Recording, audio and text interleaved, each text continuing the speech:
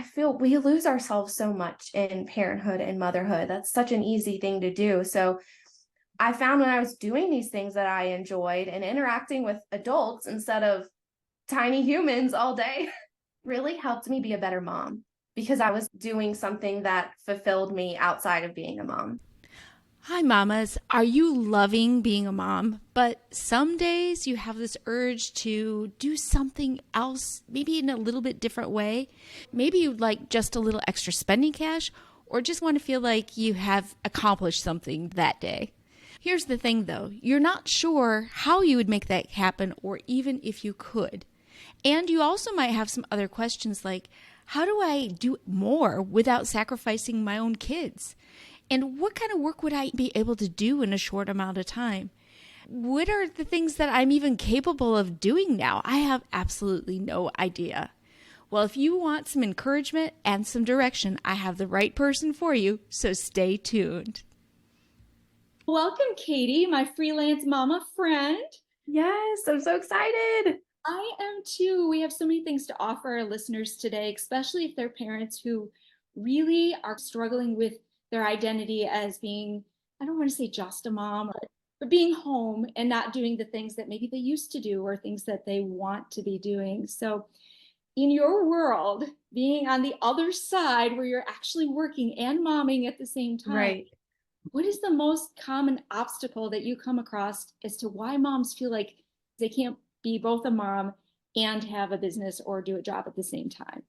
That's the most common thing is going to be like mom guilt because we try to take on everything. And at least I'll speak for me and my friends that are moms. We aren't very good delegators. We have a hard time asking for help. And 4.5 years later, since I started, I still work on delegating and still struggle with it. So it's a process for sure. And then just feeling guilty if we ever take time for ourselves. I'll find the mom guilt creep in when I take 5 minutes to go eat a piece of candy in my closet without a tiny human trying to get it, right? Like, it's just like we shouldn't feel guilty for that, but we do. And then another thing is time. They're like, oh, well, I don't have time. I don't want to go work a 40-hour-a-week job. And I don't do that. I work maybe 15, maybe 20 hours a week.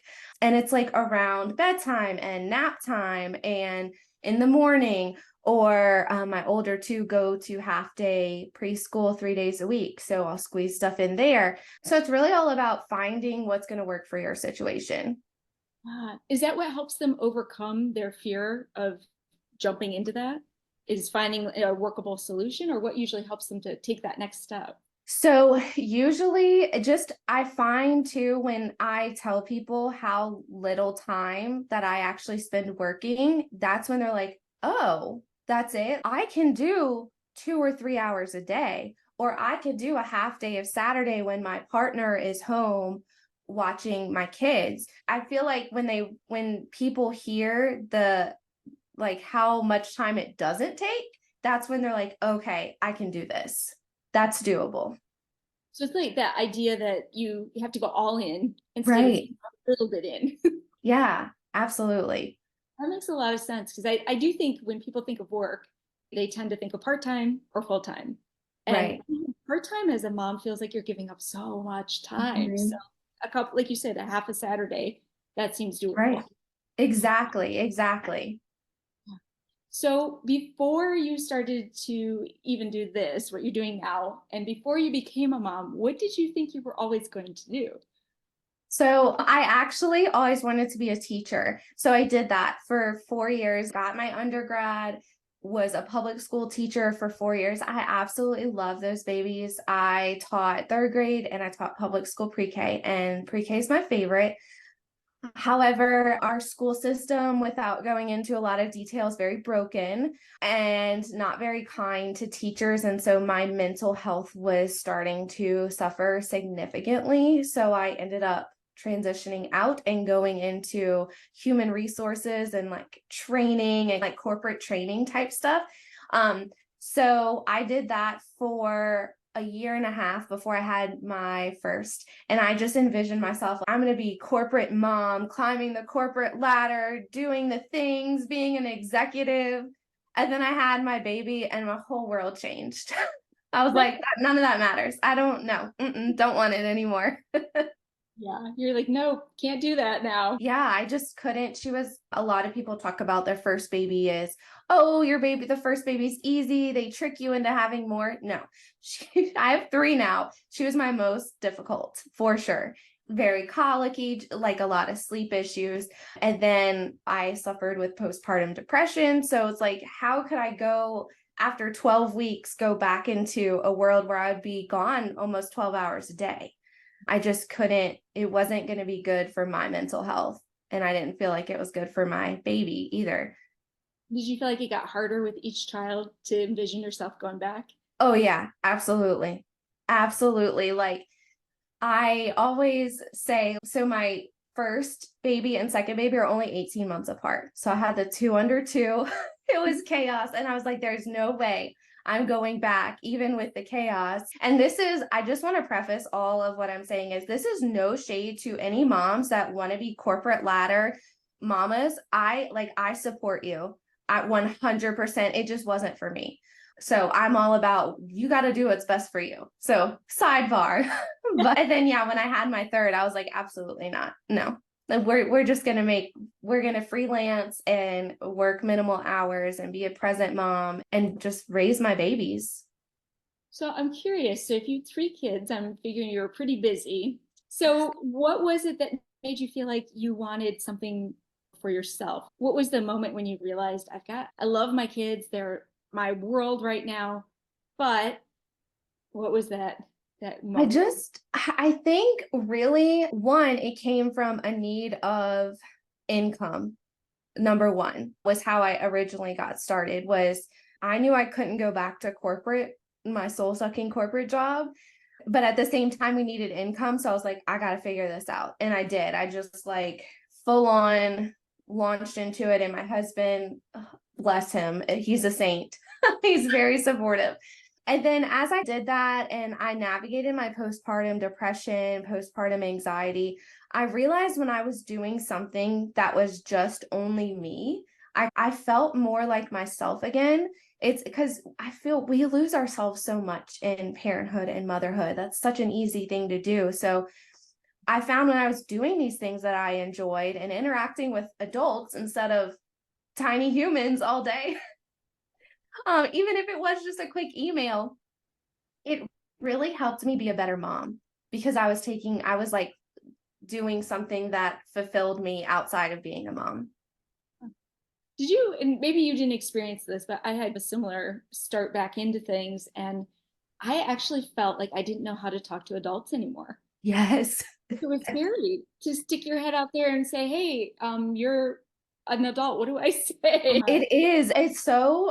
It was definitely a challenge because you're used to talking and I don't necessarily baby talk my kids, but it's still so different from talking to a grown up versus a child. And sometimes I had to catch myself and be like, oh, I shouldn't say that. Don't correct them in front of their face. Exactly. Was that a good choice? Can't say, really shouldn't say that to adults. Oh, yeah. But I think that is the fear too. Like when you've been out of it, you were out for over 3 years of the adult world. I think sometimes moms feel a little penned in by, like, this is the world that I'm in, and I don't know how to get back to that. Like, it's scary. It's a big Right. leap of faith almost too. But what I love about what you said earlier is that it's just making a small step towards it is a big Yes. deal. And then Yes. moving from there. So yeah. Yeah. I'm all about small, consistent steps are going to lead you to the most success and the most momentum. Then, yes, you can take the leap of faith for sure, but sometimes you got to start small. And especially moms, like at least in my experience, when I was trying to navigate back into that world and figure out what was going on and how to talk to grown-ups again, I just had to take baby steps and do it a little bit scared. And then it got easier. And then I would do the next thing a little bit scared and it got easier. And then that's what built my momentum. Which makes a lot of sense, really. It really does. Right. What if a mom's listening right now and she's, okay, this is great. I can take little steps. I just don't have a clue what I want to do. How do I Right. figure out what it is that I can handle? What is it that I want to do? How do you help them figure those kinds of things out? So I do something a little, maybe a little unorthodox. I actually have, so a lot of times people will go in when you're trying to start a new business or a new idea, and they're like, what do you like to do? And go from there. I like to, with moms, I like to say, okay, where are you at in your life right now?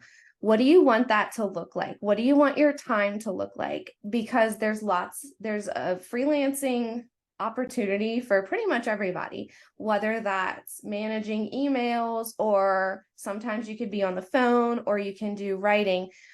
But the way I kind of coach moms is, okay, if you have little kids, you're not going to want to be a virtual assistant that's doing phone customer service, because then you're going to have to be chained to your desk, and then you're going to be stressing that there's screaming children in the background. Okay.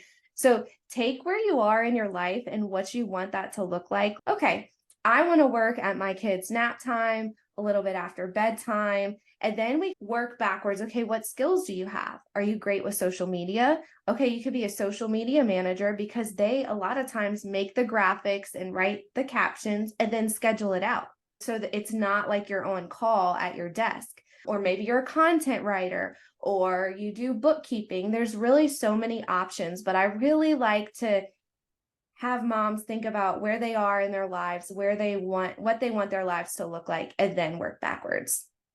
That's awesome because that really takes in that pressure off of Mhm. jumping into a big job and just easing yourself back into something that you're already good at, that you enjoy. And I can tell you, I made this mistake in the beginning. I built my business and made that the center and try to fit in my family around it. And I got really burnt out, and I was like, I'm starting to go back towards the soul sucking 9 to 5 grind that I was so desperate to get away from. So I finally had a mentor of mine give me quote unquote permission. She didn't really give me permission, but she like opened my eyes to putting your family first. If that is what the most important thing to you is, and then building your business around it. And I was like, huge light bulb moment. I don't want moms that are starting out to make that same mistake I did. So let's look at what you want your life to look like and work backwards, and then fit your business in instead of the other way around. Yeah, I think one thing I had wondered was what makes the business feel worthwhile, but that's it right there is Mhm. if it's supplementing what you're already doing instead of taking over what you're doing. Yes, absolutely. That is 100%. And a lot of people start and go all in and get ambitious and burn out really quickly. So I'm like, okay, I'm going to try to prevent anybody from making the same mistakes I did, so they don't have to suffer. Oh, that's great. And actually, I can put you on the spot with this. Sure. Because if you went through that process of realizing that it wasn't quite the right fit for you at the right time, was there ever a moment when you felt like your parenting just wasn't exactly the way that you wanted it to be? And that was what helped you figure that out? Oh, yeah, absolutely. One time, and I'm very not proud of this, but I think it's important to share our vulnerable moments that we aren't proud of, because I don't know if you follow Brene Brown, but love her. And she does a lot of work on shame and vulnerability. And I think shame can't survive if we're open and vulnerable and sharing, and maybe it might help another mom. But I was really in that state of burnout where I had the best freelance month of my business, and I had 2 under 2, and I was like feeling on top of the world. And then all of a sudden I was so burnt out and stressed out and exhausted, and I turned around and snapped and yelled bad in my 2-year old's face, and I saw the flash of fear on her face, and it like still breaks my heart to even think about it to this day. And I was like, that was it. That was like the moment that just I was like, okay, I've got to do something. And there were some other factors in that as well, with my mental health and postpartum depression that never was resolved with her. And then I got it slipped back into that after my second. So went to my doctor, started taking care of myself and making those adjustments in my business so that I could be the mom that I knew I wanted to be and still have my business. Yeah, that's so painful when you realize as a parent that you And we all do it. I mean, Yes. we We all do all, it. yes. We all do it. It's that moment when you're like you said, you see it on your child's face, their reaction wasn't what you were trying to get. Yeah. And it can happen when they're older too, because it's just the moment when you are at your highest level of stress where your emotions just can't be You logically. can't regulate. You're Yeah. in, and then suffering with the mental illness part of the postpartum depression and anxiety. So it was like everything compounded on top of each other, and I just blew up. And I was like, my poor baby, like she didn't deserve that. She's two. But again, I share that so that I know I'm not the only one to ever do that. So I hope that it puts into perspective for other moms, like it's okay, we're going to mess up, and we apologize and make amends and keep on keeping on. Yeah. Do you feel like there's ever a point where maybe a mom is looking for an outside job, but she really needs to back it up a little bit and deal with things going on with her first? Or do you feel like if they're starting to look for a job, maybe that is the path that they need to just keep following? It so depends on the person. So for me, it helped remedy my postpartum depression that I experienced with my first, and then it snowballed really quickly, which was awesome. But then I got burnt out. So it was like a double-edged sword. Yes, it helped me get out of that, but I wasn't holding boundaries with myself and my clients. And so it ended up also causing me to backslide. So I guess it's the double-edged sword, really. You got to find a balance. And I hate that word because I don't think anything's ever balanced. It's all just like flows, but you got to find your groove. So it's workable for you, whatever it is. Yes. You're not Yeah. sacrificing. Yeah. Yeah. Absolutely. So since you've become this professional business owner now and a mom, is there anything that you do with your day that helps you actually get everything done? Yes. Okay. So I just was thinking about this the other day. Number one is just remembering my why, which is my kids and my family, and putting them first. And then building my business, like weaving it in. Okay. And then two, building in flexibility with my schedule. So if I'm giving deadlines to clients, I am giving them a deadline that's further out than I know I can get it done, because three kids under 5, we experienced flu, COVID, and RSV like all within a month span, right? So it's like when your kids, you never know, are ear infections, or so building in flexibility in my schedule to allow for, oh, this kid woke up with a fever, they can't go to school, I got to bring them to the doctor. And then 3 is planning my day not amidst the chaos. So I really, the night before, after things have settled down, I look at what I have going on, what my projects are, and prioritize, again, with some flexibility built in, what I want to get done the next day, instead of waking up in the morning rush of trying to get them ready to go to gymnastics class or school or wherever, and then trying to figure out what I want to do. My brain's completely frazzled. That's such good advice because it's so easy to fall the other way and try to plan, and you don't even remember the really important things because Yes. you assume that you're going to remember them. You don't. And you don't, yeah. And for me, I was recently diagnosed with ADHD. So memory, the whole out of sight, out of mind thing is really something that I struggle with. So and then making lists and having that in front of me so I could see it, it keeps me on track. That's, I think a list is helpful to anybody, but yeah, Yes, absolutely. multiple bodies roaming the house, that becomes even more important. So. Exactly. Yeah, yeah. One thing that we haven't talked about, and I really want you to tell them, is what is it that you do for parents? Because we've been talking about the freelancer end of things. What is Right. it if I was starting to think about all the things we've been talking about, what can you do for me, Katy? So what I do is I primarily work with moms who are, they're either a stay-at-home mom, and we all know the economy and inflation is like, groceries are astronomical right now. So they're looking for extra income, but they're like, okay, I can't really afford to pay for daycare, but we need extra money. So they're in this, I don't know what to do, or they don't want to go back after maternity leave. And so what I do is I take them through and coach them through this process of figuring out, okay, what do you want your life to be? Like, we build out your dream life. What are your skills? And get them started on building their business as a freelancer and talking about, okay, what are these foundations we need? What do you need to put in place so that it's sustainable? Because for me, I burnt out really quickly, and I'm like, oh, I'm gonna tell everybody I know how to make this sustainable and hold their boundaries, and how to get clients. Where do we find our clients? How do we sign our clients? What do we do when we're starting to do the work? So basically, just really coaching them through this process of figuring out what they want their life to look like, how they can bring in money, still be a present mom. I call myself a stay-at-home mom and a freelancer because that's how I feel. I feel like I'm still so present for my kids, but I'm also working, like the best of both worlds. That's awesome. I think about when I started and how much you would have helped to have had you there. And even from the accountability end and the stress end of things, because like you said, you jump in and then you're, oh, great. And for me, I jumped in with both feet. It would have been a lot Right. easier to throw in and have Right. that help to be able to find the connections I needed to accomplish what Right.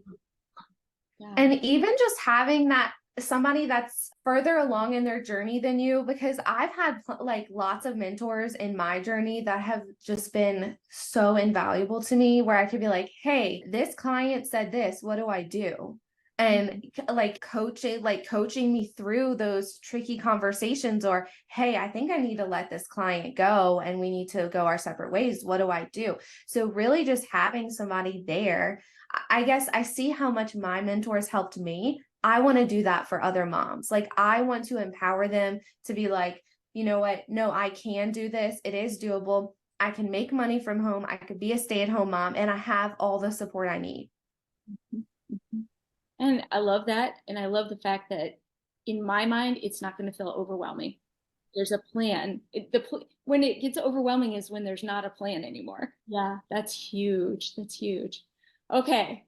I'm not going to make you give more away for free here, but I am going to ask you this. One more thing.